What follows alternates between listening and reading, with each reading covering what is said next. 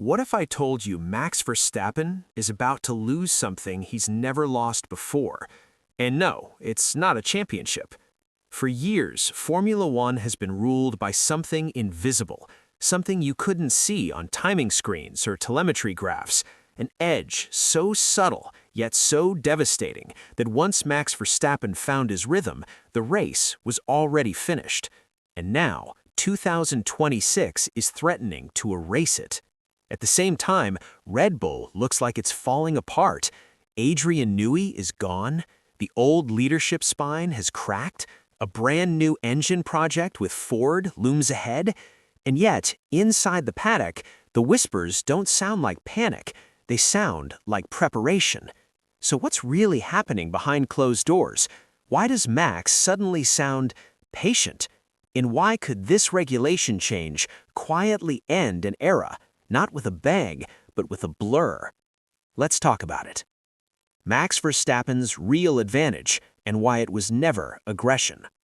For nearly half a decade, Formula One lived inside a simple truth. If Max Verstappen was comfortable, you were racing for second. Not because he was reckless, not because he forced the car beyond its limits, but because the car spoke a language only he could hear clearly. Max's dominance was never about chaos, it was about repetition. He operates inside an insanely narrow performance window, one where instinct matters more than correction. The Red Bull cars of recent years were engineered to respond instantly to driver input. No delay, no filtering, no hesitation. That allowed Max to do something very few drivers can do consistently: commit before the grip fully arrives.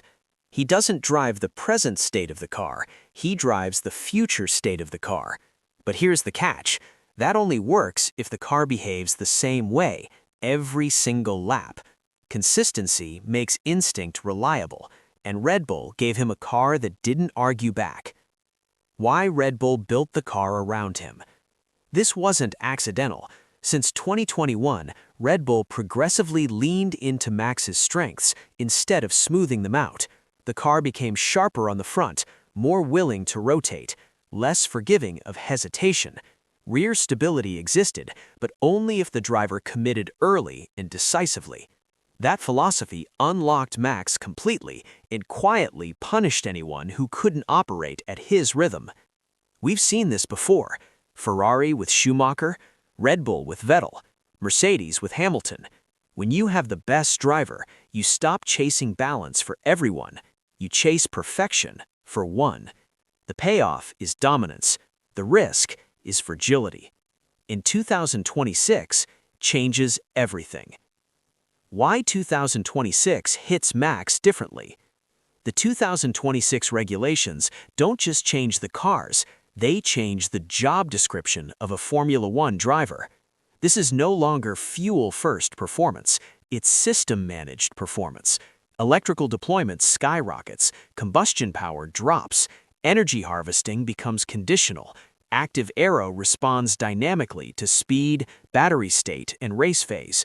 Deployment maps change lap by lap. Battery usage becomes a strategic weapon, not background noise. And most importantly, feedback loops get longer. Driver inputs are filtered through layers of logic before becoming car behavior. The car doesn't respond instantly anymore. It negotiates.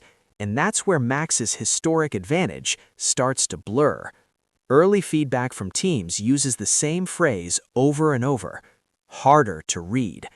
Max thrives on instant honesty from the car: steering, throttle, rear axle, all telling the truth immediately. Longer feedback loops reduce instinct and increase adaptation. More system intervention means more thinking during the lap, and that's new territory. Listen closely to Max lately. Less certainty, more analysis, more references to process and understanding. He's not complaining, but he's not declaring control either. That's new. The real threat isn't speed, it's convergence. Let's be clear, Max Verstappen is not suddenly going to become slow. That's not the risk. The risk is convergence. When performance windows move lap by lap, when modes shift constantly, When systems decide as much as drivers, margins collapse. Wins become conditional instead of inevitable.